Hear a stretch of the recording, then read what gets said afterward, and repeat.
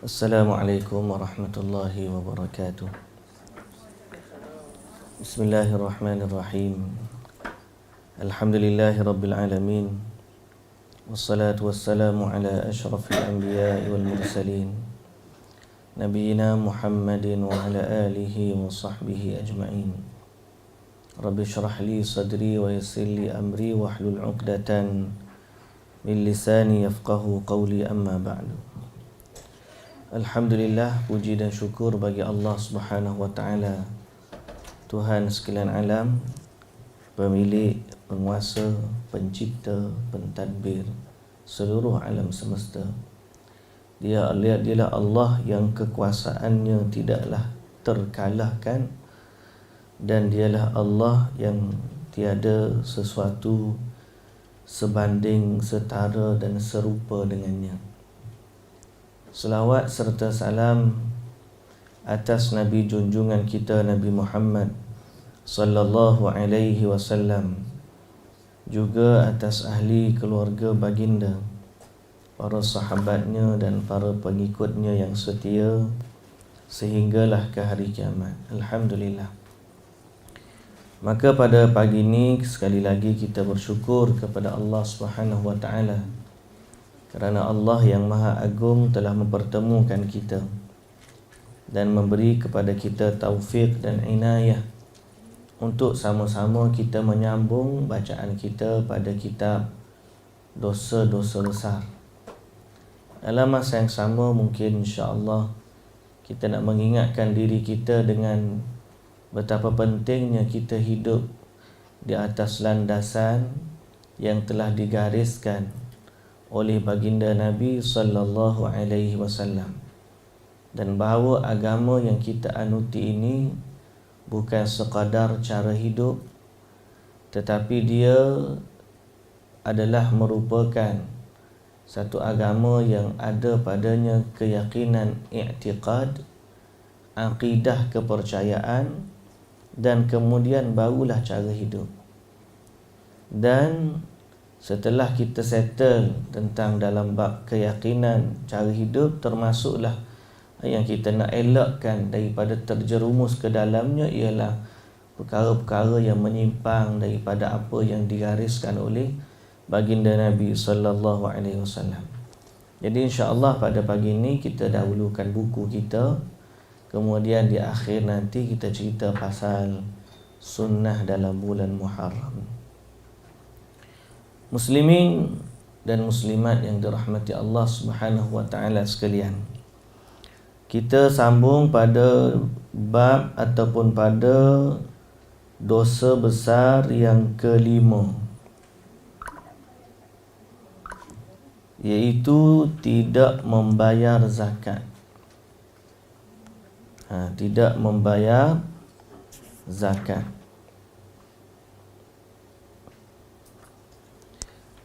Baik, kita terus kepada ayat-ayat dan dalil-dalil yang menunjukkan ancaman besar dari Allah Subhanahu wa taala kepada orang yang tidak membayar zakat.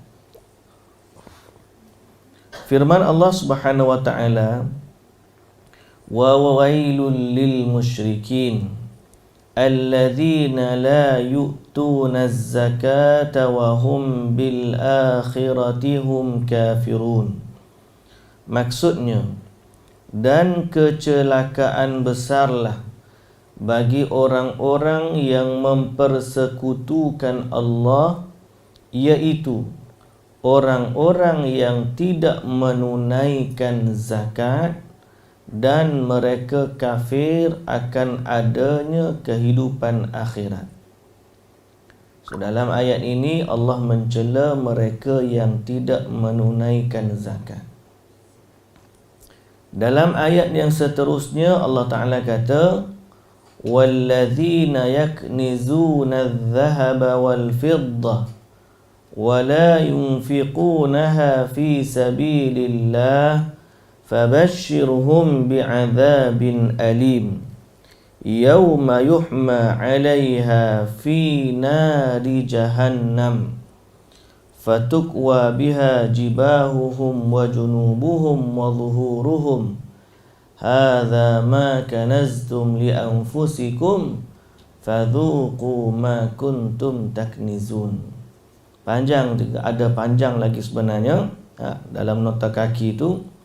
Kalau kita baca terjemahan dia, dan orang-orang yang menyimpan emas dan perak dan tidak menafkahkannya pada jalan Allah, maka beritahukanlah kepada mereka bahawa mereka akan mendapat seksa yang pedih pada hari dipanaskan emas perak itu di dalam neraka Jahannam.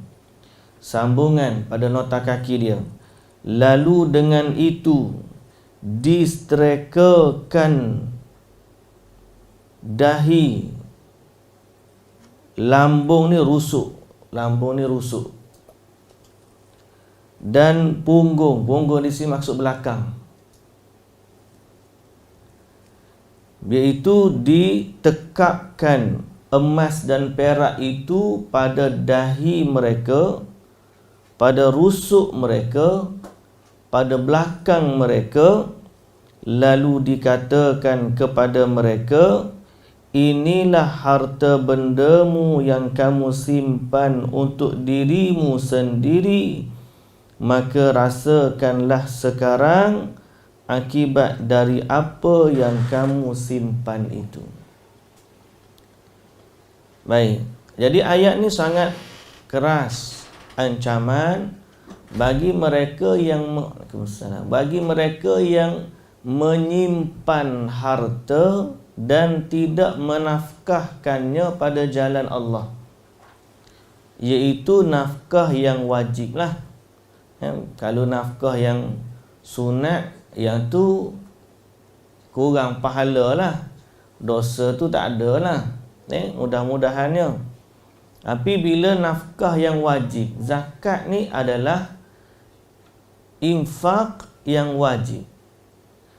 Dia perlu kepada dua perkara. Yang pertama, nisab. Nisab ni maknanya nisbah yang cukup, kadar yang cukup. Yang kedua, dia perlu kepada haul, tempoh masa yang cukup. Dia perlu kepada nisab, dan juga kadar nisab zakat emas. Kita tengok berapa sekarang. Dia berubah-ubah kan.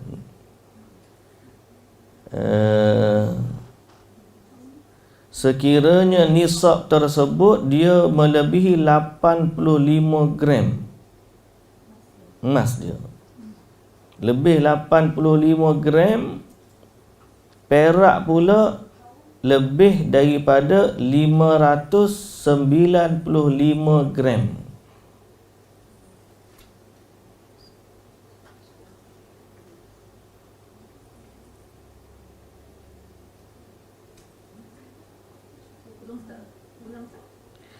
Nisab zakat emas, kalau mengikut zakat Selangor ni sekarang ni, nilai dia nisab mesti melebihi 85 gram.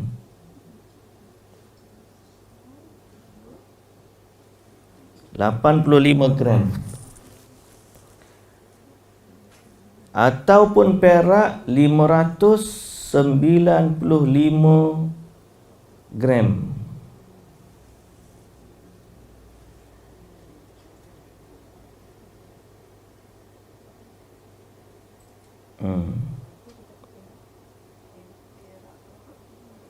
$595.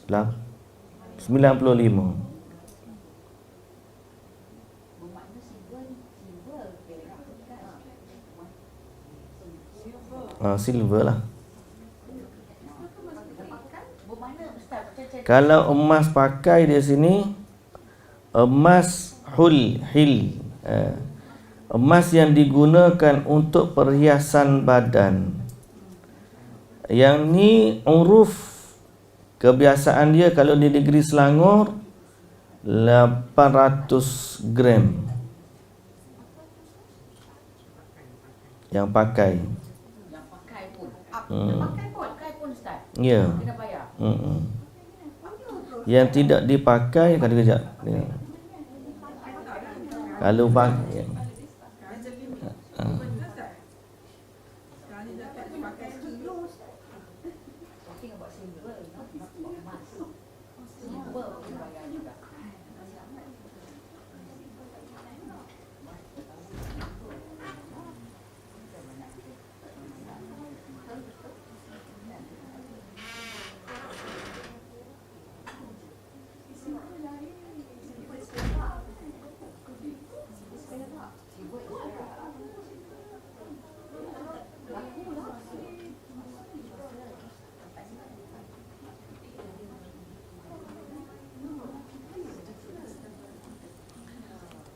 dia memang asal yang dipakai ni tidak kena zakat asalnya, tapi bila dia banyak melebihi uruf yang sepatutnya, kalau dia tu hak dia pakai duduk tubuh dia kebiasaannya 800 gram lah, tapi kalau dah banyak saja apa tukar-tukar pula dekat-dekat hak pakai ni sih, tapi hak pakai semua dia tukar-tukar keseluruhan total tu adalah 3 kilo contohnya lah.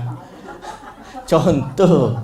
Sebab tu pihak panggil Jabatan atau Pusat Zakat Selangor, dia keluarkan garis panduan di sini. Saya tengok dalam website dia ni, emas perhiasan wanita al-huli, iaitu emas yang digunakan untuk perhiasan badan wanita, perkakasan atau perabot, sama ada digunakan sekali sekala ataupun berterusan.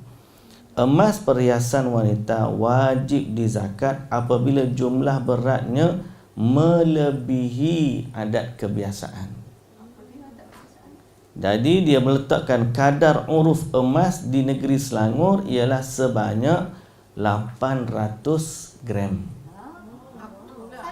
Maknanya lebih pada tu bayar. Lebih pada tu kenalah 2.5 lah. Kalau emas bukan perhiasan, kita simpan koin ke apa dalam bentuk mata wang, jongkong, tempa, dan dia kata sini barang kemas dan seumpama dengannya yang tak pakai. Okay? Yang tak pakai itu dikenakan kadar 2.5% daripada nisab 85 gram. Yang tak pakai semualah, emas tak pakai, jongkong, emas ke semua. Semua tu nisab dia sikit lah, 85 gram ya. Kalau kita ada 85 gram, maka kita mulakanlah dia punya kiraan. Kalau pakai jangan lebih 800. Tiba-tiba pakai hak tangan saja pun sekilo dah. Contohnya lah. Jadi uruf yang tak pakai, kalau tidak semua dia pakai belakang habis. Dekat ni 2 kilo, sini 3 kilo. Pasal tak nak bayar zakat kan? Tak. Kalau dia pakai sekalipun, bila melebihi 800 gram dah dikira melebihi uruf kebiasaan. Okey? 85 tu yang dia tak pakai dan juga yang dia simpan sebagai apa tu? Investment. Value dia simpan. Tak boleh simpan banyak lah maknanya. Boleh simpan lah, tak ada masalah, tapi kena bayar zakat. That means you cannot simpan banyak. Kena bayar zakat. Ya betul. 85 sahaja. Jadi kita katakan tadi, pertama syarat dia nisab. Nisab yang kita sebut tadilah. Nisab.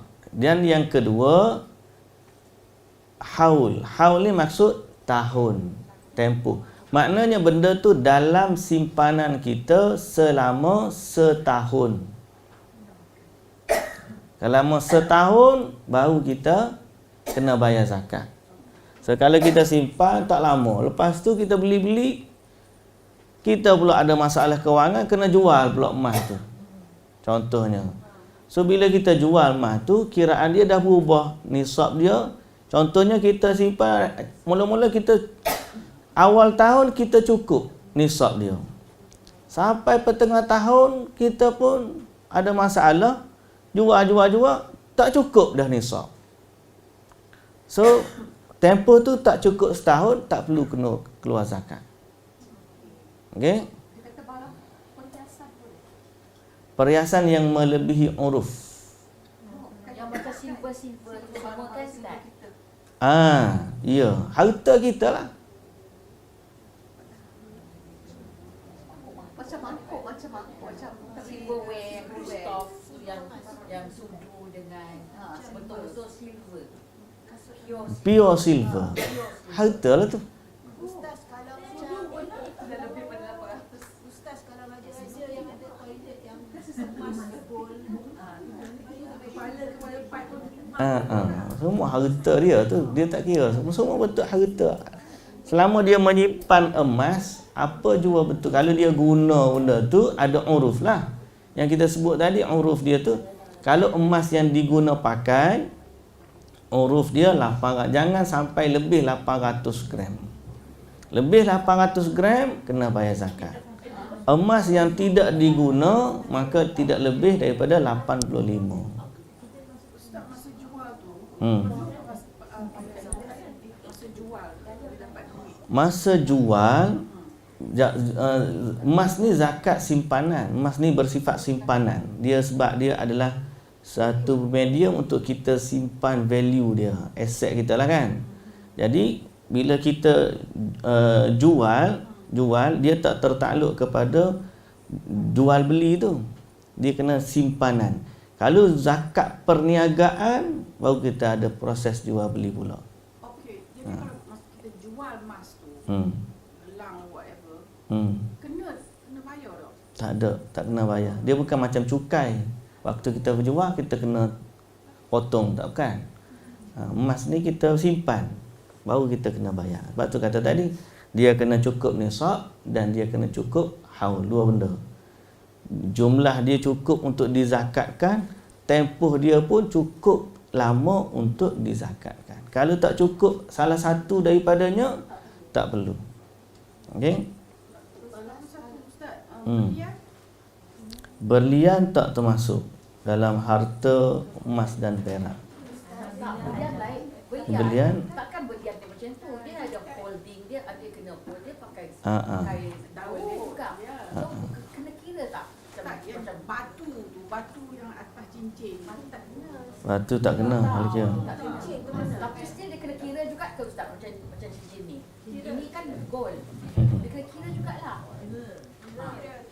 Kira. Saya pun nak cakap lebih tak. Semua ada emas dengan perak semua tu. Agak-agak je lah Ustaz Lebih kurang bayar. Tapi kita kena agak-agak tu pun kena tengok harga semasa lah. Waktu sebab kita nak keluarkan zakat, kita keluar dengan value duit. Harga emas mahal, jadi mahal lah. Harga emas murah, murah lah. So gitu. Kita nak tengok pasaran harga emas masa tu. Jam pun kira Ustaz. Semua perhiasan yang ada emas. Okey.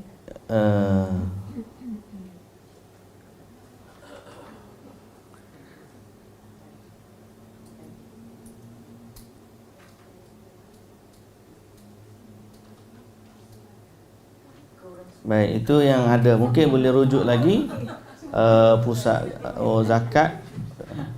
zakatselangor.com.my ni boleh kita tengok di situ tentang zakat emas dan juga perak, mata wang yang wajib ni. Baik.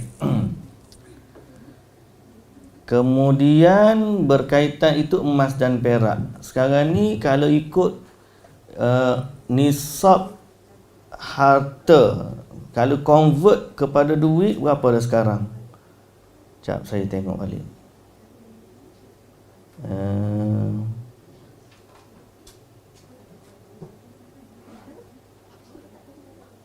Zakat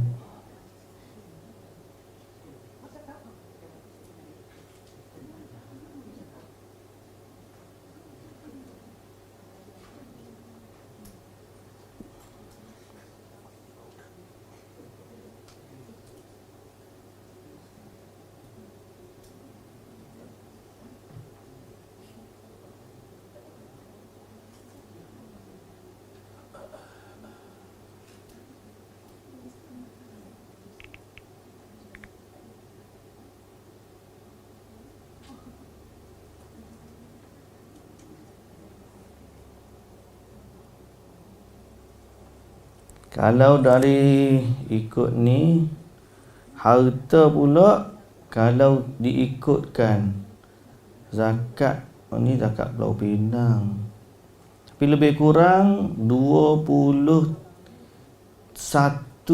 berdasarkan 85 gram emas.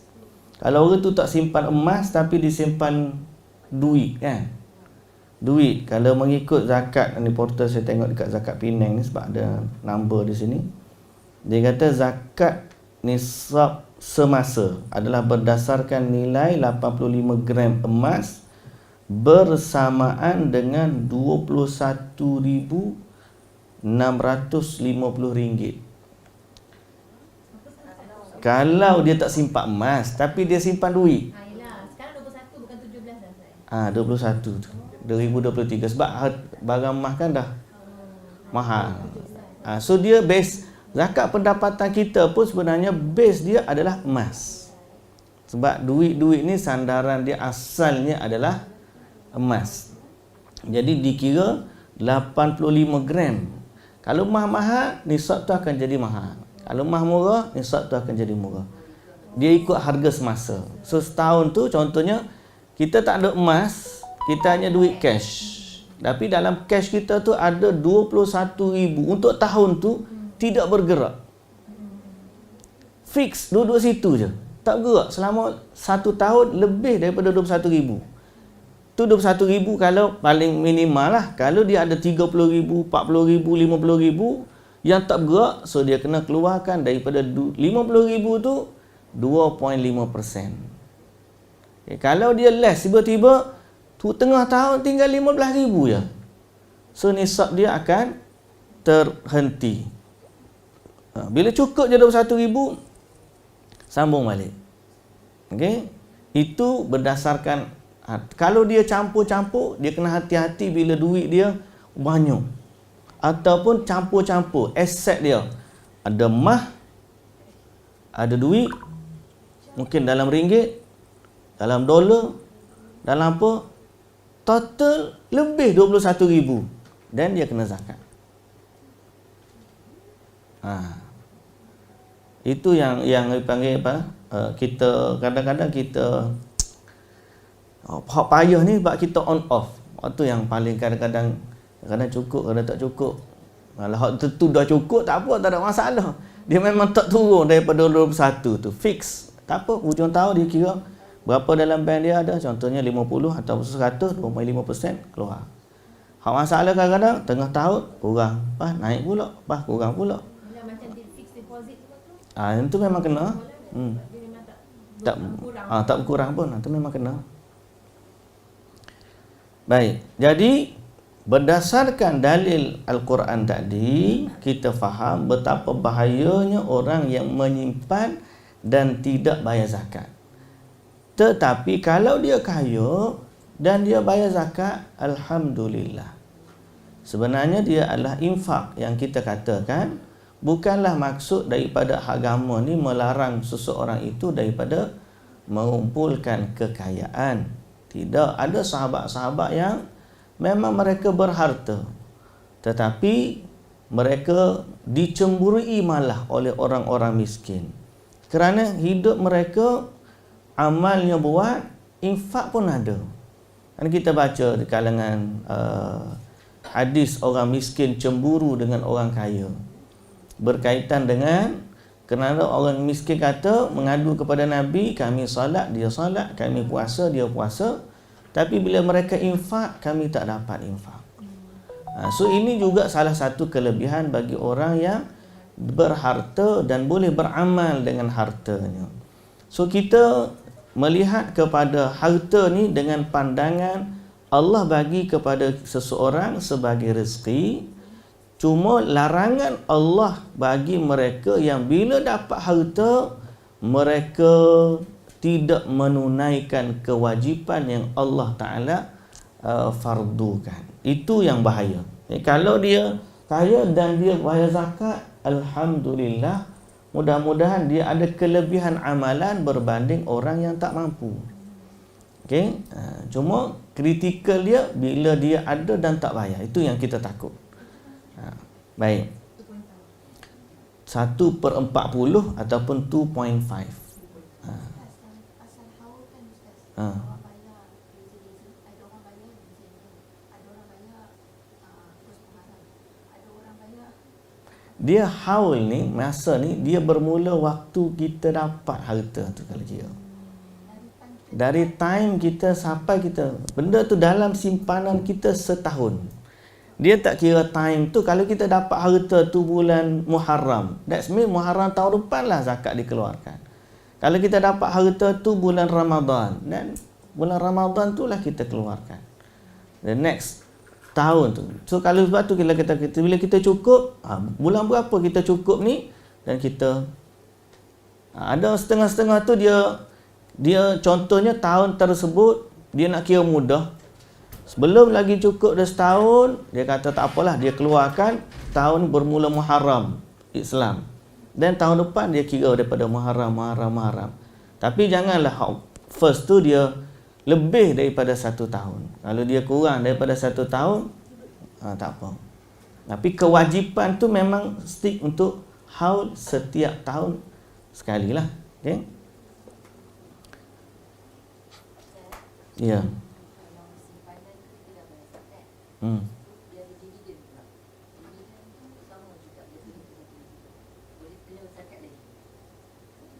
Kita dah bayar zakat, dia dapat dividen pula.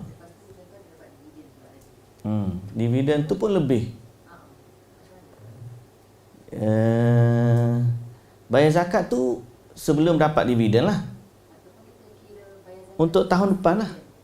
Mana kalau kita bayar, contohnya kita bayar di Oktober. So, masuk dividen tu bulan Disember. Contoh. Dia kira untuk, kalau 21, kita dah ada haul kita bulan Oktober. Sebagai contoh lah. Disember tu masuk. That means sampai bulan Oktober tahun depan, kita keluarkan, kita kira berapa total yang ada tahun depan tu. Termasuklah dividen yang kita dapat tu. Maknanya seorang tu dia ada satu je lah. Bukan kata dah keluar Oktober, lepas tu dapat duit tu kira pula dividen tu haul lain pula. Tak. Dia akan kira kumulatif dia. Maknanya kalau kita dah start cukup, contohnya kita cukup bulan 21,000 ni haul kita cukup. Nak nisab kita cukup. Ada duit 21,000. Tapi dalam pertengahan tahun tu tambah lagi. Sampai cukup tahun tu kita kira harta berapa hak ada tu. walaupun benda tu belum tahu. Tapi sebab kita dah start kiraan dia. Contoh kita dapat tadilah Oktober, tiba-tiba dividen masuk Disember. Lepas tu tambah lagi Mac. Oktober tahun depan tu waktu haul kita cukup hak kita punya timeline tu, kita kira total berapa dan kita keluarkan zakat masa tu dengan harta yang kita ada.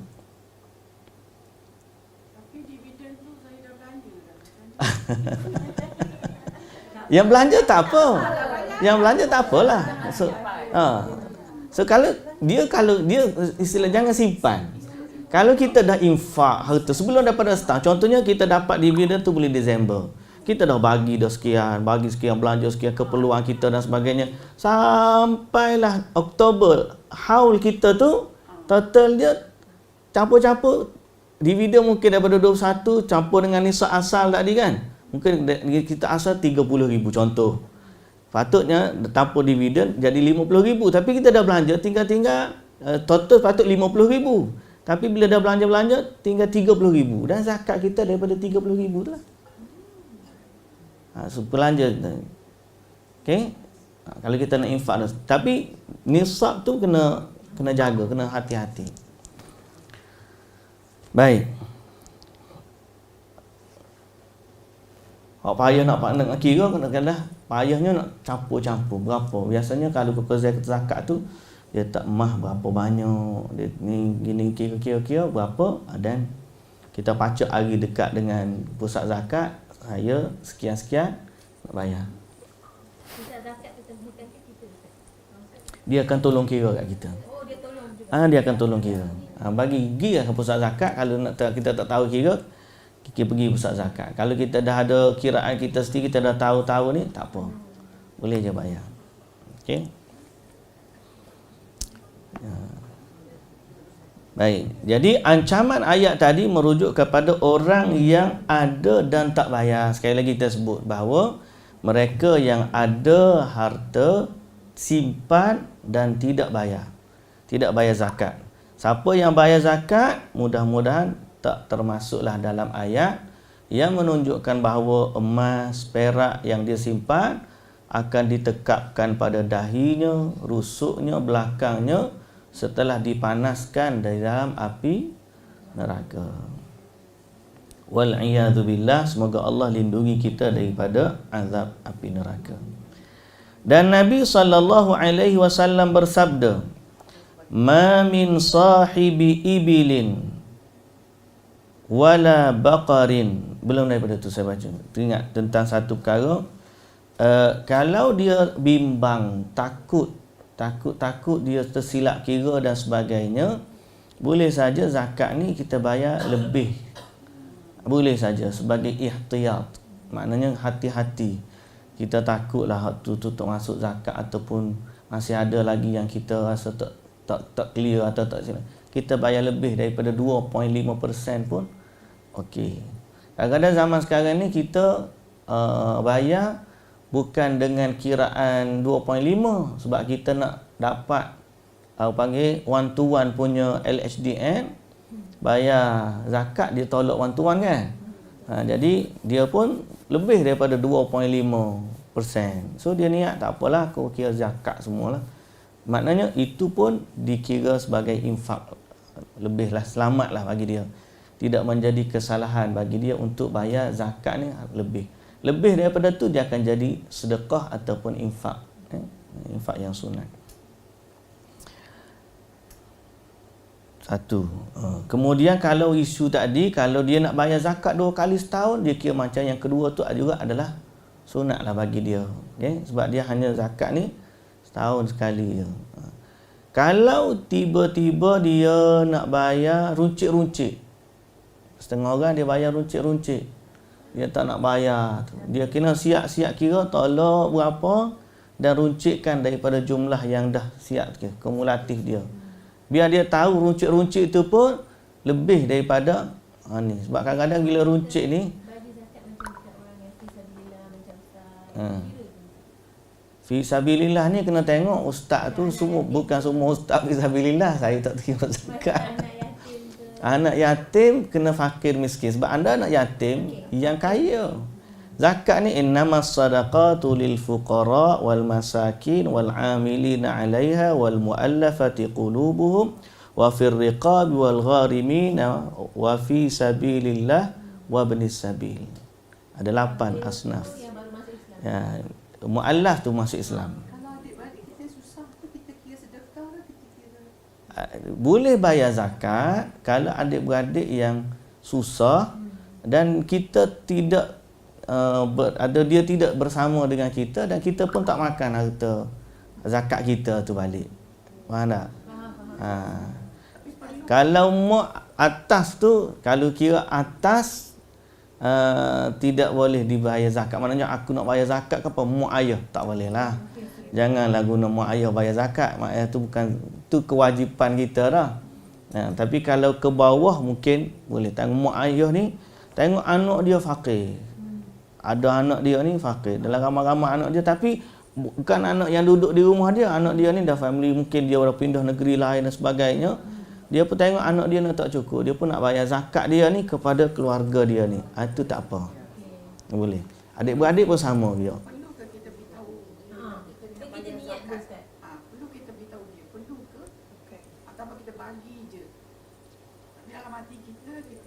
Pastikan dia tu betul-betul layak lah. Layak terima zakat kalau kita bagi dia. Tapi orang yang tahu tu dia tak perlu. Tak payah. Bila kita bayar, kita niat zakat tu, niat amalan tu kita. Hak dia dapat tu, itu hak dia lah.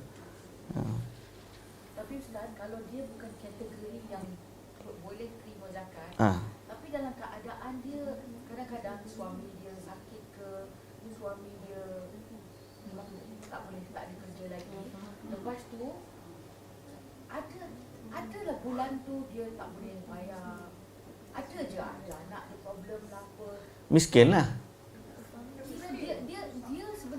Dia ikutkan, macam mana nak cakap dia nampak memang orang yang mewah, tapi sebenarnya only dia saja yang tahu, macam orang terdekat lah. Dia memang daif hidup dia. Walaupun ada suami, tapi suami sakit, suami dah tak bagi duit lagi dah. Okay, dia tak ada. Tapi mungkin ada few thousand, tapi duit tu memang tak dapat menampungkan kehidupan dia sebulan tu. Ada je dia yang perlu kena bayar. So boleh ke kita pakai duit zakat untuk bagi dia? Isteri bayar kan? Is that what you mean? No, dia seorang isteri. Dia seorang Somebody ni. Dia, I think the question macam ni kan, kita sebenarnya kita tak sure pun dia tu layak terima zakat ke tak. Tapi kita rasa dia macam kita sendiri yang rasa boleh ke Ustaz? Bukan kita rasa, kita tahu memang dia susah. Tapi Tak susah boleh tu bayar. sampai Kalau toilet dia rosak ke apa ke, sampai dia memang tak mampu. Walaupun ada adik-beradik dia, tapi adik-beradik dia pun ada kehidupan juga. Tapi kita sebagai sahabat nak Dia contoh kehidupan tu, dia ada harta dah. Dia pun tak ada harta. Dia tak ada harta. Dia hanya hidup dia macam tu, kita nampak macam senang, tapi sebenarnya dia susah. Memang dia susah. Harta tak ada. That's mean dia miskin. Dia kita kena beza. Dalam Quran sebut innamas sadaqatu lil fuqara wal masakin. Sedekah ni, zakat ni untuk pertama sekali orang fakir, kemudian orang miskin. Apa beza fakir dengan miskin? Orang fakir ni makan hari tu pun dia tak ada. Orang miskin ada cukup-cukup dan tak lebih, ataupun dia tak cukup untuk hari tu. Jadi mungkin bila kita tengok tadi dia memang susah, Ustaz gini dan dia kategori miskin. Dia bukan fakir, cuma dia miskin. Dia orang yang memang susah untuk menampung kehidupan, cukup-cukup untuk hari ni. Sebagai contoh. Dia tak ada. Ada saving dia pun bila tolak nanti kita memang kita tengok macam orang kata miskin di kampung dengan miskin di bandar lain. Kerja 3,000 duduk di kampung tak panggil miskin. Duduk di bandar gaji 3,000 orang panggil miskin. Nak gerak sikit kena bayar. Nak tanam sayur pun tak ada. Semua sayur kena beli. Buah-buah pun tak ada. Makan pun semua kena bayar dan sebagainya. Dapat 3,000 cukup-cukup bulan. Anak pula ramai. Contoh, anak pula ramai. Tengok 3,000 memang tidak mencukupi untuk kehidupan dia dan dia struggle. Nak makan pun tak cukup dengan jumlah ni. So dia masuk kategori orang miskin. Beza dia. Orang tu dah 3,000 tapi dia happy. Dia tak ada kehidupan dia seorang. Dengan seorang tu dia boleh pergi mana-mana. Tapi jumlah 3,000 still. Ni 3,000 atau 3,000. Tapi 3,000 pada orang ni fakir atau miskin. 3,000 pada orang ni. Kalau fakir pula memang tak ada langsung. Kais pagi makan pagi, kais petang makan petang. Ataupun kais memang tak jumpa. Pagi tu pun tak ada. Itu fakir. So kalau kita kenal pasti betul-betul dia tu orang yang memang perlu dibantu, tak boleh urus kehidupan dia dan sangat-sangat perlu kepada bantuan, maka dia termasuk daripada miskin. Tapi dia kena jujur lah, maknanya kita tahu betul-betul. Kalau dia ada setengah orang sebab kita ni, dia rasa dia miskin tapi sebenarnya dia masih ada harta. Dia cuma sayang nak jual. Dia ada kereta, cuma duit yang tak ada nak bayar bil gemari. Telefon pakai tapi tak boleh nak, aku susah lagi ni. Tapi sebenarnya dia masih ada harta, cuma dia sayang harta dan dia lifestyle dia menyebabkan dia miskin. Orang ni masalahnya kita kata dia ni tak termasuk. Lepas tu pusat zakat, kadang-kadang isu dia ialah ramai orang minta zakat dekat pusat zakat tapi sebenarnya mereka tak layak pun terima. Sebab lifestyle dia menyebabkan dia rasa miskin. Tapi dia bukan miskin. Duduk rumah flat dia kata dia miskin. Kita pergi tengok tu dia. TV punya lah besar, 40 inci. So kalau menjual TV, pun dapat. Boleh tampung tak? Boleh. Mana aset dia. Kereta ada, TV ada, telefon pula pakai. Brand-brand hot memang. Bukan cokian punya lah. Tapi dia kata dia miskin. Yang ni pusat zakat masalah, problem. Sampai peringkat kawan saya tu, Ahmad Husni tu, dia kata, bila dapat kes, kita turun. Banyak kes. Bila turun, rupa-rupanya bila diselidiki, dia bukan miskin. Cuma lifestyle kita zaman sekarang ni, dulu, orang kata, Orang hidup dengan 1,500 gaji minimum boleh hidup. Kita kan tak boleh hidup lah. Bukan masalah. Pasal zaman dulu orang nak pergi mana-mana, orang jalan kaki, okey, kita tak boleh lah. Sikit-sikit nak ambil Grab. Tak boleh jalan kaki. Lepas tu nak pergi mana-mana, nak order makanan pakai Grab. Lepas tu nak masak payah. Tak nak masak, nak makan beli. Jadi lama akhir sekali lifestyle kita menyebabkan kita ni miskin. Padahal kalau dengan qadar yang sebenar, ia mencukupi. Ya, benda-benda macam ni lah yang kita kena hati-hati bila kita nak betul-betul bayar zakat sendirilah. Kalau kita nak selamat, kita bayar kepada pusat zakat. Urusan membahagikan zakat itu urusan dia. Tapi kalau kita ada keluarga yang betul-betul kita kenal pasti dia layak terima zakat, dia sangat perlu kepada bantuan, keluarga ini lebih aula dan diutamakan. Kerana dia adalah keluarga kita. Yang mana ada beradik kita, pak saudara kita, mak saudara kita, sepupu atau kaum kerabat. Dia memang susah. So kita dahulukan dia kerana dia lebih berhak dengan harta kita. Melainkan kita tak tahu nak pergi mana. Setengah-setengah orang dia kata, tahu Ustaz, saya pun tak tahu nak bayar zakat kat mana. Bayar kepada pusat zakat. Bila kita dah bayar, dia nak bagi kat siapa, itu dah tanggungjawab dia. Dan dia kena jawab dengan Allah Subhanahu Wa Taala. Okey?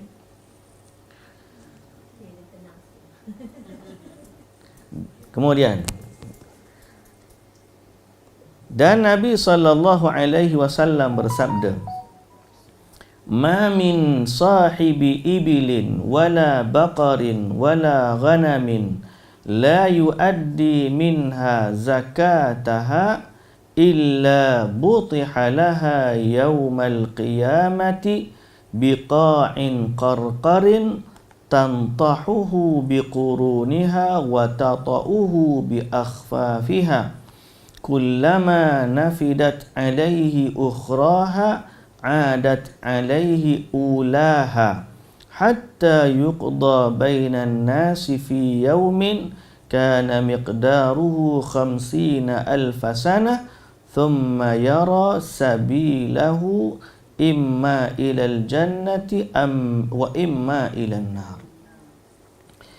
Tidaklah seorang pemilik unta, tidak pula sapi, yakni lembu, dan tidak pula kambing yang tidak membayar zakatnya, melainkan pasti dia akan dicampakkan kerananya di hari kiamat di sebuah padang lapang yang datar luas, di mana haiwan-haiwan itu akan menanduknya, atau merodok kita. Rodok kita panggil bahasa kita. Kalau tikam rodok kan, bahasa itu sedok. Akan menyedoknya. Tahu sedok? Bahasa kampung kita sedok. Bahasa sini apa? Kalau tak rodok lah tak?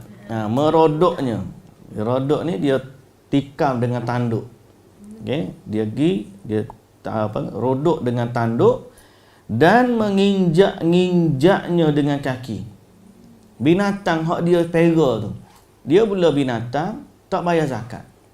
Hari akhirat nanti binatang hak dia bela dan tak bayar zakat itulah yang akan rodok dia dengan tanduk dan akan injak dia dengan kaki. Binatang? Bukan binatang tak bayar zakat. Binatang dia yang dia tuan ni tak bayar zakat. Semula dia bela kambing, bela unta, bela lembu. Tuan ni tak bayar zakat. Jadi hari akhirat nanti binatang ni Allah Ta'ala akan hidupkan dan akan rodok tuan dia yang tak bayar zakat. Kucing bukan harta. Kucing ni tak dikira aset lah. Tak boleh buat apa-apa. Itu zakat perniagaan kalau dia jual. Tapi ni harta. Kalau kan dulu orang bela, lepas tu dia beranak pinak. Jadi harta dia apa? Dia tak simpan emas. Harta dia lembu, unta. Zaman dulu. Ayam tak pastilah pula saya. Rasa tak kot. Yang orang buat untuk apa haiwan untuk apa? Sembelih lah, korban. Harta dia lah, harta. Zakat peliharaan. Kita tengok pula dah kategori dia. Zaman zakat haiwan. Tu. Orang kampung banyak sangat. Memang orang kampung tu lah dia punya harta. Dia tak ada emas, dia panggil zakat binatang ternakan. Okey, kalau dalam tengok ni. Dalam zakat dok mai Mawik punya pusat pungutan zakat. Zakat ternakan semua Tak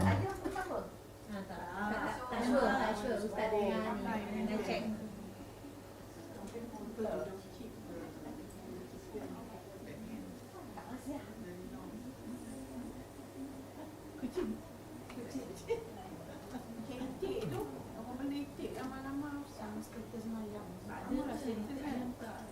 lembu, kerbau.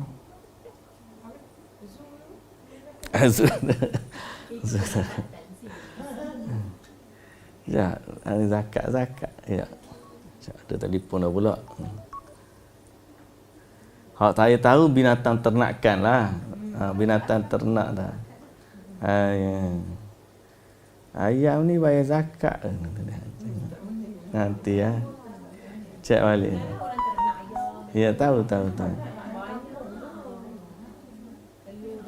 Zakat lembu, zakat ternakan ni. Ini dibayar kalau tak sembelih. Kita simpan tu. Kalau sembelih tak bayar ke? Apa dia? Kalau kita sembelih tak bayar. Sembelih makan lah. Macam lembu lah. Contoh kita penternak lembu. Tapi kita tak simpan apa lembu tu. Dia kan tak kalau orang yang tak simpan. Sampai masa dia sembelih. Sampai masa dia jual. Zakat lembu, zakat kerbau, kambing. Tak jumpa lagi zakat ni ayam ni. Rasa nak jawab tak berani kita ni. Okey. Zakat hasil ternakan dalam istilah yang boleh disebut zakat binatang ternakan. Ia lebih mengkhususkan binatang ternakan tertentu sahaja yang diistilahkan sebagai al-an'am. Seperti unta, lembu, kerbau, kambing dan biri-biri sahaja. Okey. Imam Asy-Syirazi dalam Al-Muhadzab berpandangan bahawa zakat hanya dikenakan atas binatang-binatang tersebut secara khusus kerana nas-nas Al-Quran dan As-Sunnah menyenaraikan jenis-jenis binatang tersebut sahaja dan kedudukannya menjadi satu kebiasaan untuk diternak. Wallahu ta'ala alam. Baik. Jadi balik kepada hadis tadi, nak menunjukkan bahawa kalau zakat emas tak bayar, kena balas hukuman dia dengan emas tu dipanaskan, letak dalam di dahi rusuk dan belakang dia dibakar dalam api neraka. Kalau binatang, zakat binatang tak bayar, binatang tu akan datang hari akhirat dan akan meruduk dia dengan tanduknya dan akan menginjak-injak dengan kakinya ni. Zakat binatang dia ada yang minimum ada. Kiraan dia berapa ekor tadi? 120 ekor. berapa sekejap? 120 ekor Ustaz. Sekejap. Itu apa? Kambing ke? Sekejap kena cek balik.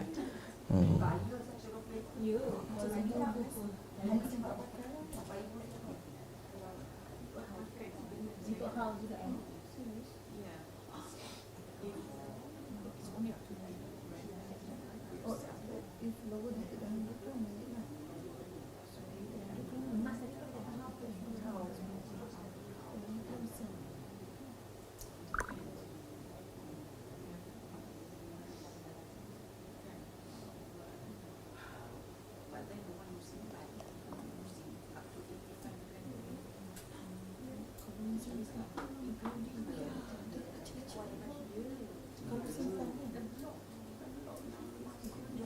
Okey, kalau binatang dipelihara atas dasar selain daripada tadilah jualan ke apa semua, dia kalau Sorry, kalau binatang yang komersial, binatang komersial yang ada cycle dia kan, macam ayam, dia memang tak cukup setahun. Ayam 3 bulan dah harvest dah satu cycle dia kan. 3 bulan. Jadi kalau kaedah di sini Yusuf Al-Qaradawi menyebut kalau yang diternak secara komersial dan bukan disimpan, memang tak cukup setahun lah dia ni. So mereka akan dikira dalam zakat perniagaan. Zakat perniagaan atau pendapatan. Dan ni banyak sangat lembu dia nak tanya, tak jumpa lagi ni. Kejap, tak jumpa lagi ni. Betul. Bagus juga. Ya. Boleh jadi dia tak bagi tahu tu.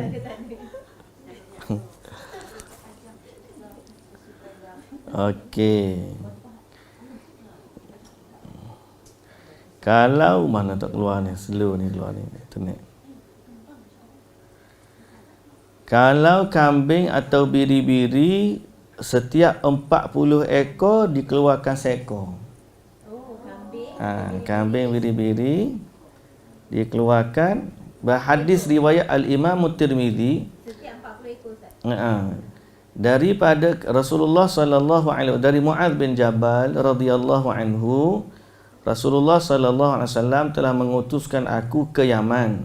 Baginda memerintahkan aku mengambil seekor tabi' atau tabi'ah pada setiap 30 ekor lembu dan seekor musinnah pada setiap 40 ekor lembu.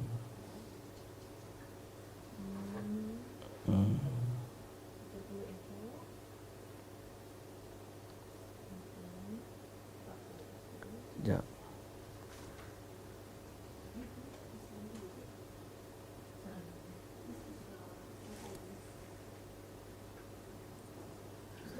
Kalau orang dah dihampas kan, kita nak kena bayar lepas tu. Ada yang milik kita. Dah jadi milik kita dah, kena bayar lah.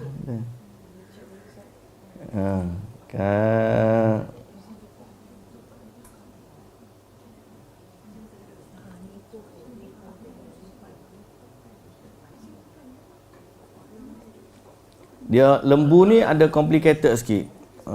Kalau zakat lembu ni dia kira lembu kalau 30 bawah 40 ekor bagi satu lembu yang umur dia setahun.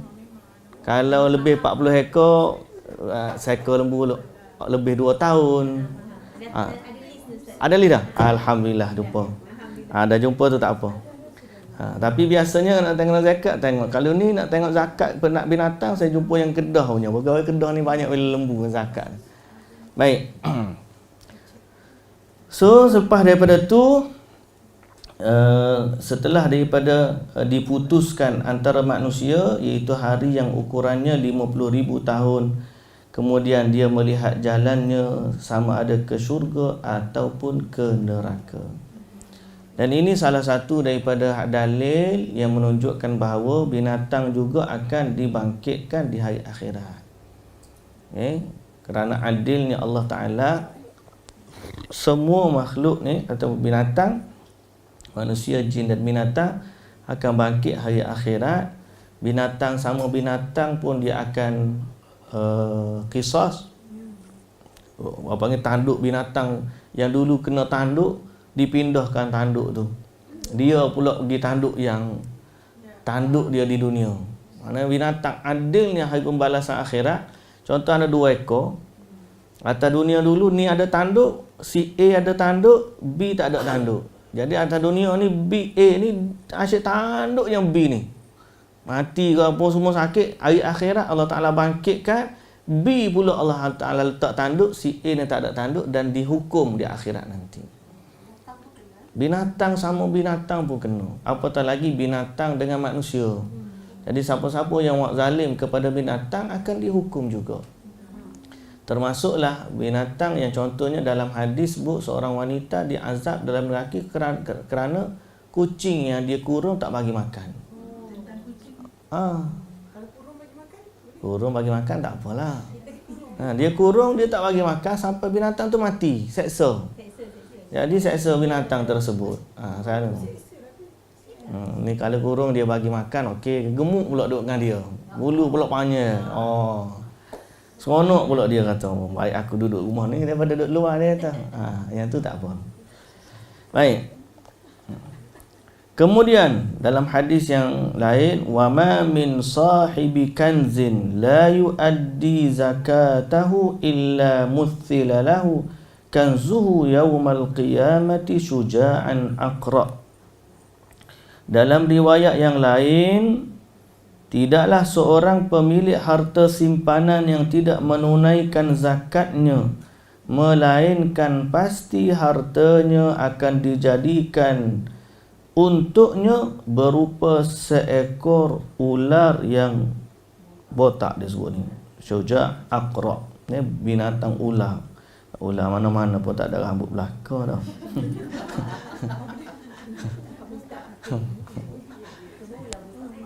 Apa maksud syuja' aqra ni? Dia sebut ular yang besar lah. Okey. Baik. Nombor 2 tu hadis dalam Sahih Muslim, kata Nabi sallallahu alaihi wasallam, wala sahibu kanzin la yaf'alu fihi haqqahu illa ja'ahu kanzu yaumal qiyamah syuja'an aqra yatba'uhu fatihan fahu. Jadi akan datang seekor ular yang besar yang akan mengejarnya sambil membuka mulutnya. Musilalahu, binatang tu Allah Taala harta tu dijelmakan dalam bentuk ular. Ular tu kejar dia. Allahul musta'an. Semoga Allah Taala jaga kita semua. Baik. Dan Abu Bakar As-Siddiq telah memerangi orang-orang yang tidak mahu membayar zakat, sehingga dia berkata, wallahi law mana'uni anaqan kanu yu'addunaha ila Rasulillah sallallahu alaihi wasallam laqataltuhum ala man'iha. Jadi Abu Bakar As-Siddiq kata, okey,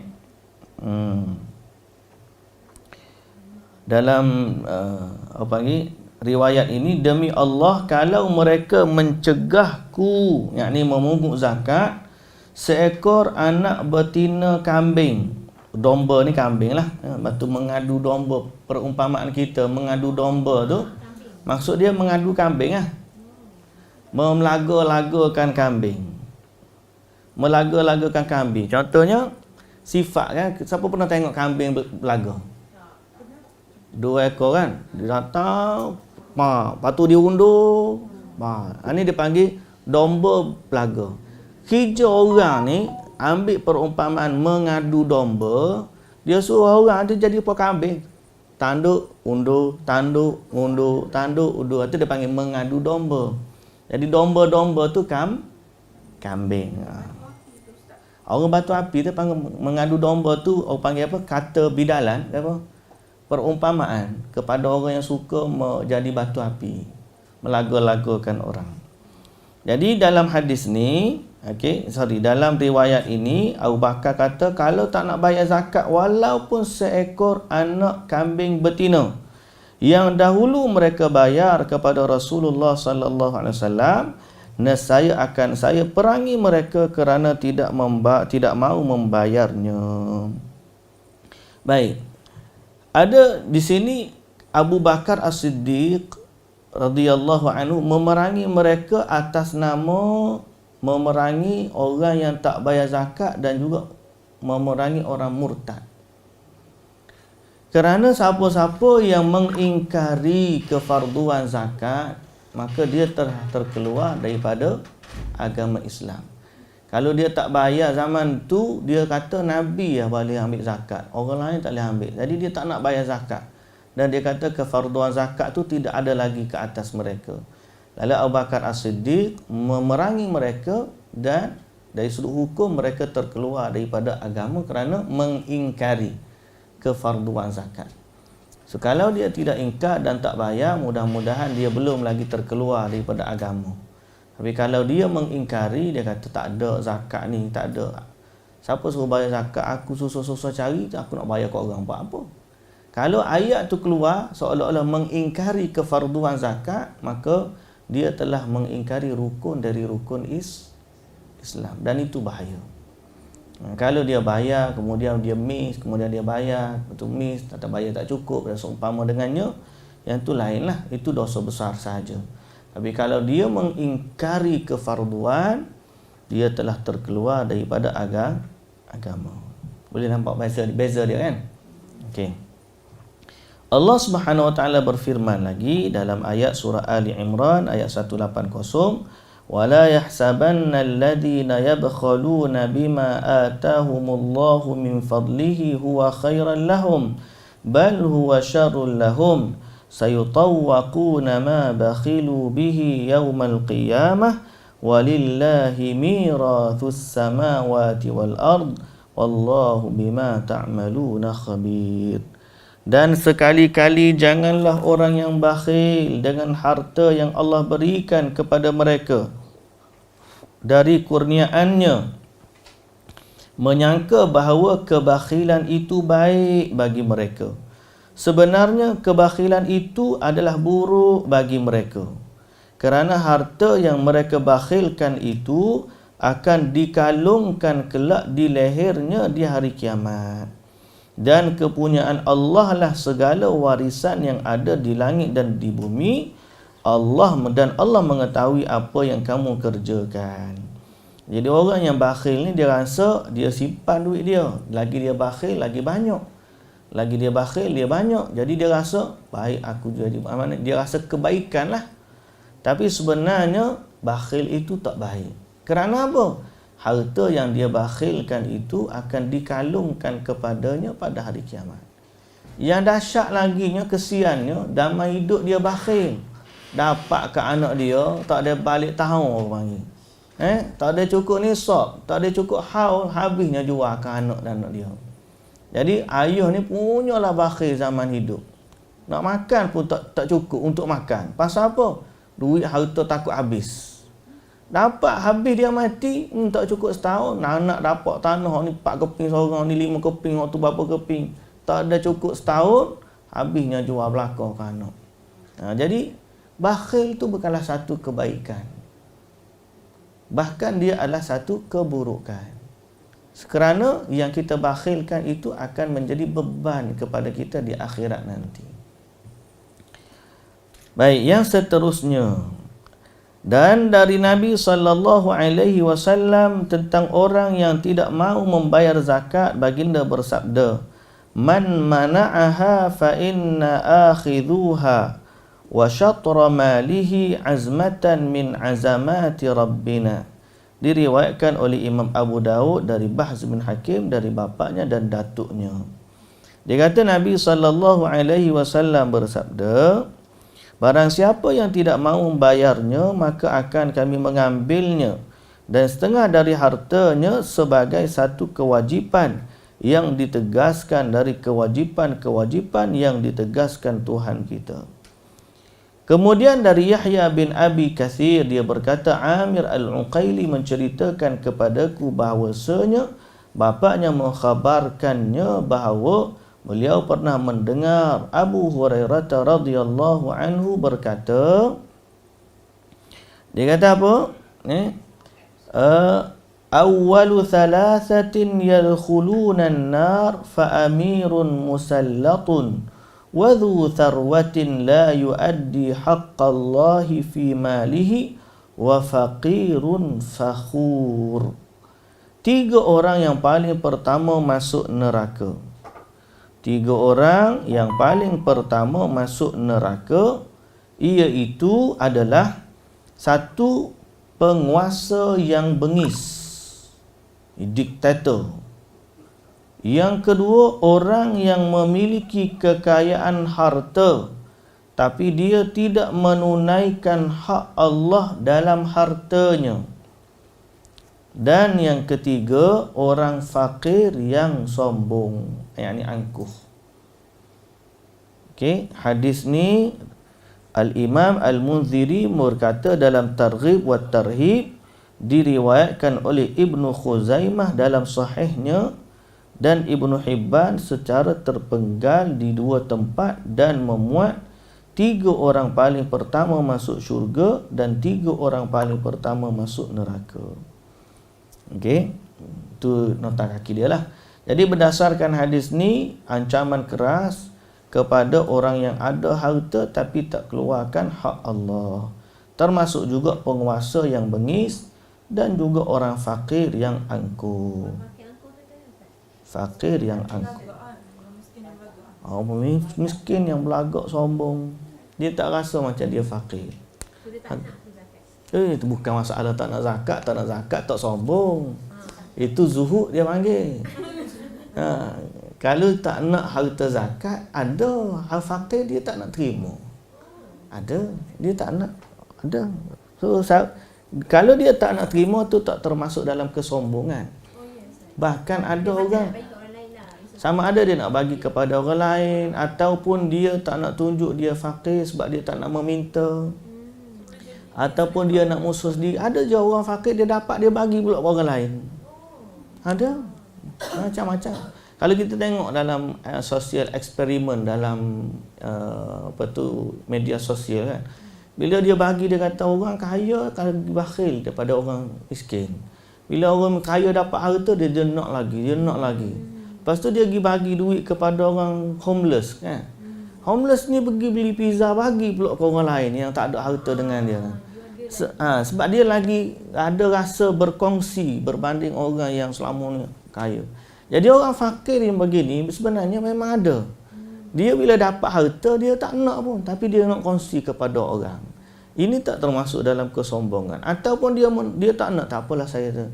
Orang kafir orang fakir yang sombong, pertama dia sombong dengan Allah lah. Dia sombong dengan Allah. Dia ni fakir, adalah fakir, buat belagak, tak mayang dan sebagainya. Seolah-olah dia tidak berhajat kepada pertolongan Allah. Ataupun seolah-olah dia tak berhajat pun pada bantuan. Bukan dia sombonglah bahasa kita. Belagak betul lah dia lah dia. Seolah-olah dia ni memang tak berhajat kepada bantuan. Kalau dia ni yang tidak meminta-minta, yang tu tak apa. Lil fuqara alladhina uhsiru fi sabilillah la yastati'una darban fil ardi yahsabuhumul jahilu aghniya'a minat ta'affuf ta'rifuhum bisimahum la yas'aluna an-nasa ilhafa. Ada satu ayat Quran yang cerita tentang golongan fakir yang sangat-sangat menjaga kehormatan diri. Cuba kita tengok ayat ni. Bab infak ni di surah Al-Baqarah. Surah Al-Baqarah, cuba tengok ayat dia. Okey.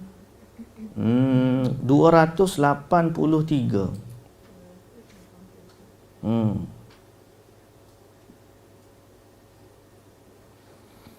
273. Page 46. Page 46. 273. Baca terjemahan dia terus. Okey, pemberian sedekah itu ialah bagi orang-orang fakir. Yang sedekah tu adalah untuk orang fakir yang telah menentukan dirinya dengan menjalankan khidmat atau berjuang pada jalan Allah, yang tidak berupaya mengembara di bumi untuk berniaga dan sebagainya. Mereka itu disangka oleh orang kaya, mereka itu disangka sebagai orang kaya oleh orang-orang yang tidak mengetahui halnya, kerana mereka menahan diri dari meminta-minta. Engkau kenal mereka dengan melihat sifat dan keadaan masing-masing. Mereka tidak meminta kepada orang ramai dengan mendesak-desak. Dan ketahuilah apa jua yang kamu belanjakan dari harta yang halal, maka sesungguhnya Allah sentiasa mengetahuinya. Dalam ayat ni Allah memuji satu golongan di mana orang tak nampak dia fakir, tak nampak dia miskin, sehingga orang rasa dia tu senang. Padahal dia menyembunyikan kesusahan dia kerana nak menjaga kehormatan dirinya. Cuma kita boleh tahu bila kita tengok keadaan dia, aku nampak dia ni tak pernah sebut dia ni susah. Tapi kita tahu dia susah. Maka orang ni wajar untuk kita bantu, boleh kita bantu. Kalau kita contoh dalam kes tadi, dia ada aset dan sebagainya, kita tahu dia kaya, dia ada harta, dia belum layak menerima zakat, tapi kita sayang kepada dia dan kita tahu dia perlu dibantu, cuma dia belum sampai kategori asnaf. Bantu je lah. Jadi sedekah kita. Kita jadi bab sedekah. Jangan sampai kita hanya bersedekah bila sampai bab zakat. Tapi dalam infak ni banyak lagi harta. Ada sedekah, ada hadiah, ada zakat, ada wakaf, macam-macam. Ada hibah. Itu semua bentuk-bentuk pengurusan kewangan Islam yang luas. Bukan sekadar zakat lah. Kalau nak bantu, bantu. Dia boleh termasuk infak, dia boleh bagi hibah. Hibah ni orang kaya, kita boleh bagi hibah. Dia kaya dah, tapi saya nak bagi kat dia, boleh. Jadi hadiah ataupun hibah. Baik. Mana dah ayat tadi? Okey. Dan dari Syarik dan lainnya, dari Abu Ishaq, dari Abu Ahwash, dari Abdullah, dia berkata, umirtum bis salati waz zakah, faman lam yuzakki fala salatalah. Dalam riwayat yang lain, Al-Munziri dalam Targhib wa Tarhib berkata, dia diriwayatkan oleh At-Tabrani dalam Mu'jam Al-Kabir secara mauquf dengan sanad-sanadnya yang salah satunya adalah sahih. Mauquf ni kepada sahabat lah. Okay. Dan dalam satu riwayat, Al-Asbahani menyatakan, man aqama as-salata wa lam yu'ti zakah falaysa bimuslimin yanfa'uhu amaluhu. Berkata Abdullah ni, dia kata apa? Kalau kita diperintahkan untuk solat dan zakat, tapi kalau tak bayar zakat, dengan solat pun tak sah. Dia sebab apa? Dia hukumkan orang tak bayar zakat ni sebagai bukan Islam. Kalau tak bayar zakat, ingkar kefarduan zakat, tapi nak solat.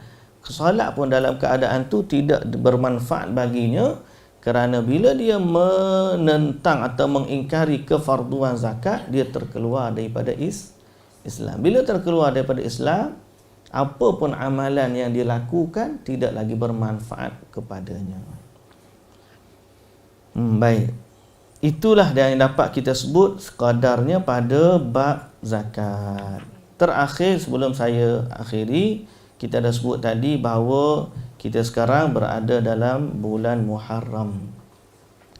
Bulan Muharram ni bulan Islam yang merupakan salah satu daripada 4 bulan haram.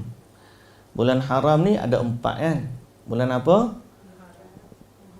Muharram, Zulhijjah, Rejab, satu lagi? Selepas Zulhijjah Muharram. Sebelum Zulhijjah, Zulkaidah. Jadi Zulkaidah, Zulhijjah, Muharram, kemudian Rejab. Muharram pada asalnya bukanlah salah satu ataupun bukanlah merupakan kalender awal tahun dan akhir tahun. Zaman dulu Nabi tak pernah pun anggap Muharram ni awal tahun dan akhir tahun.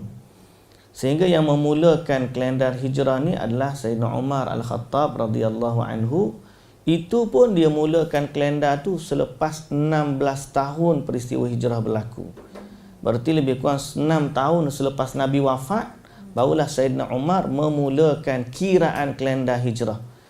Dan dia meletakkan asas Muharram sebagai bulan pertama tu pun dengan ijtihad kerana orang baru balik haji dan orang nak mulakan hidup yang baru.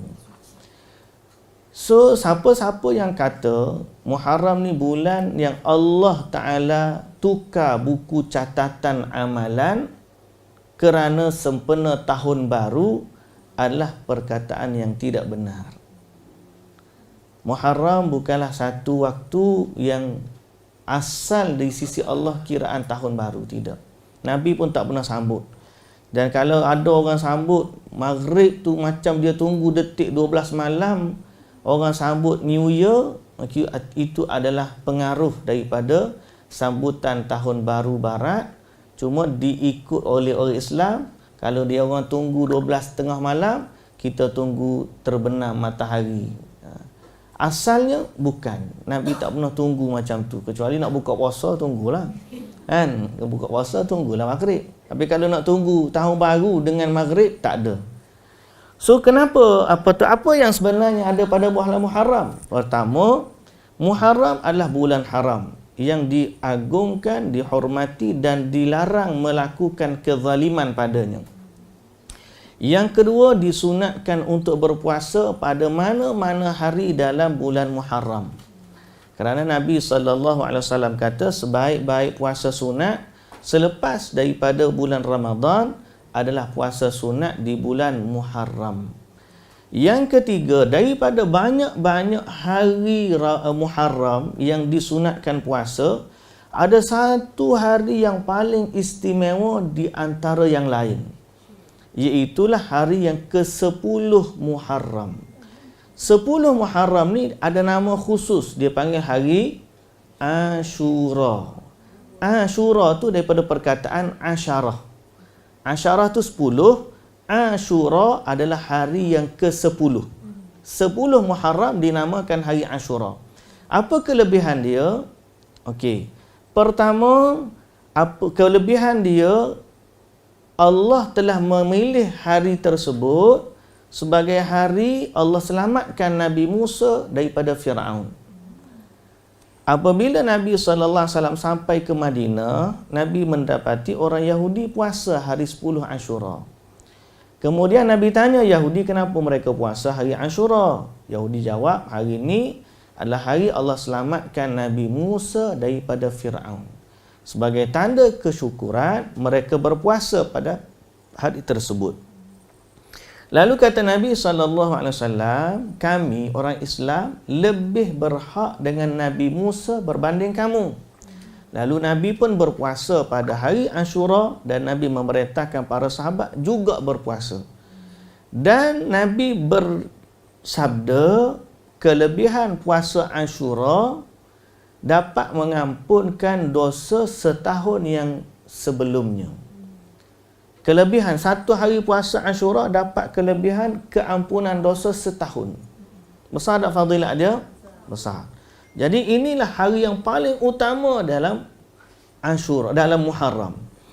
Kemudian bersama dengan tu, oleh kerana Nabi SAW tahu Yahudi puasa pada Ashura, Nabi suruh kita buat tak sama dengan Yahudi. Lalu Nabi kata berpuasalah sehari sebelumnya atau sehari selepasnya untuk berbeza dengan Yahudi. Kedua hari ke Ustaz? Boleh salah satu. Ada sebelumnya atau selepasnya. Jadi combine dengan Ashura, kita puasa 2 hari. Instead puasa 1 hari sebagaimana Yahudi, kita puasa 2 hari. 9 dan 10. Ada sebahagiannya kata 11 pun masih lagi boleh, termasuk dalam keumuman Muharram. Jadi 9, 10 dan 11. Ini yang paling tinggi. Kalau yang kedua 9 dan 10. Kalau tak boleh juga, ambillah 10 sahaja pun okey. Tak adalah kesalahan. Cuma kita hilang fadilat menyelisihi orang Yahudi. Siapa yang mampu, paling tersebut tadi 3 hari, ada yang kata 2 hari. 2 hari pun okey dah. Bagi kita 2 hari 9 dan 10 ialah hari Khamis dan Jumaat ni. Hari ni kita 7 dah. Esok 8. Lusa. Lusa 9 dan 10 adalah hari yang digalakkan untuk kita berpuasa. Maka pakak-pakak puasa pak kita. InsyaAllah. 9 dan juga 10. Okey. Berkaitan dengan puasa juga, inilah sunnah dan kita sangat-sangat galakkan supaya kita menyelisih bukan sekadar Yahudi. Satu, kita nak selisih Yahudi, kita puasa 2 hari. Kita juga nak menyelisihi ahli, aku panggil Syiah, orang Syiah. Orang Syiah, 10 Ashura ni dia buat apa? Dia pukul badan. Kalau kita tengok orang Syiah yang pukul badan, ambil pisau pukul kepala sampai keluar darah kat kepala. Mereka buat ni pada hari 10 Muharram kerana menganggap ini hari berkabung untuk Sayyidina Hussein yang terbunuh di Karbala.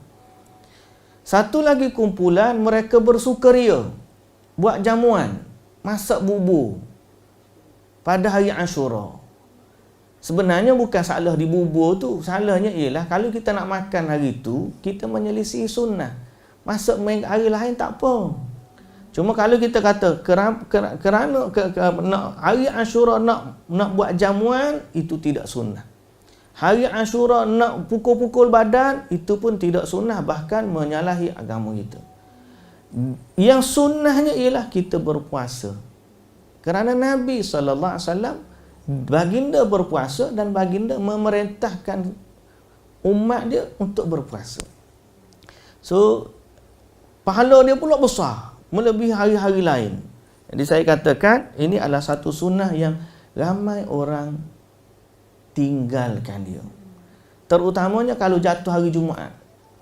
Kalau jatuh hari Jumaat, mereka ni kalau jatuh hari Jumaat, macam-macam lah, tak ada je program hari Jumaat. Pasal tak jadi nak puasa. Kalau hari Khamis ni, puasa ini Khamis lah.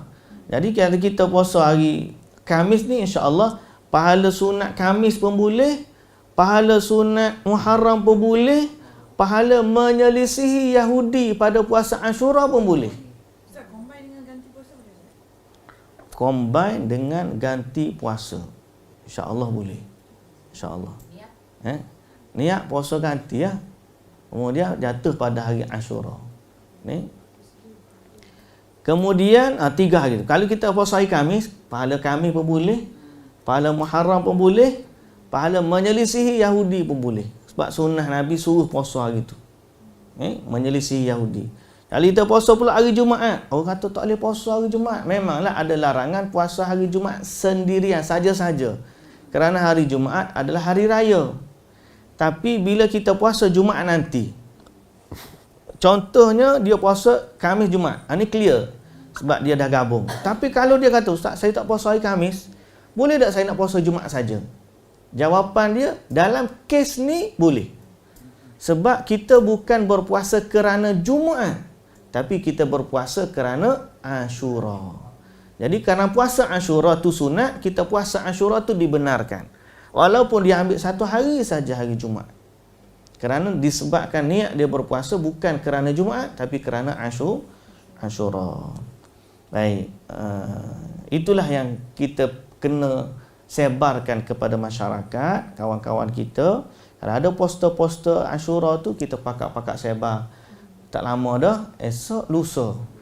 Lusa hari Khamis, kemudian tulak hari Jumaat. 2 hari. Khamis dan Jumaat. Kempen keluarga kita, kalau ada family kita, suami ke, anak-anak ke, kita ajak sama-sama puasa pada hari Jumaat. Pada hari Khamis dan Jumaat. Fadilat hari Jumaat tu sahaja. Jumaat tu sahaja. Jumaat sebab Nabi kata Ashura. Fadilat Ashura diampunkan dosa selama setahun.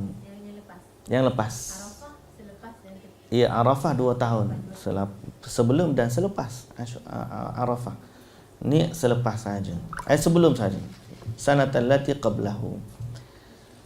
Baik, wallahu taala alam. Mudah-mudahan Allah menjadikan kita orang yang mencintai sunnah Nabi, dan dia tidak lain dan tidak bukan kerana keyakinan kita bahawa agama yang terbaik ni adalah agama yang diajarkan oleh Nabi sallallahu alaihi wasallam, dan kita hanya mengikuti saranan baginda. Mudah-mudahan di akhirat nanti ganjarannya berlimpah dan berganda, dan lebih lagi utama kita dibangkitkan bersama dengan Nabi Muhammad sallallahu alaihi wasallam. Wallahu taala alam. Subhanakallahumma wa bihamdika asyhadu an la ilaha illa anta astaghfiruka wa atubu ilaik. Aqulu qawli hadza wa astaghfirullahal azim li wa lakum. Wassalamualaikum warahmatullahi wabarakatuh.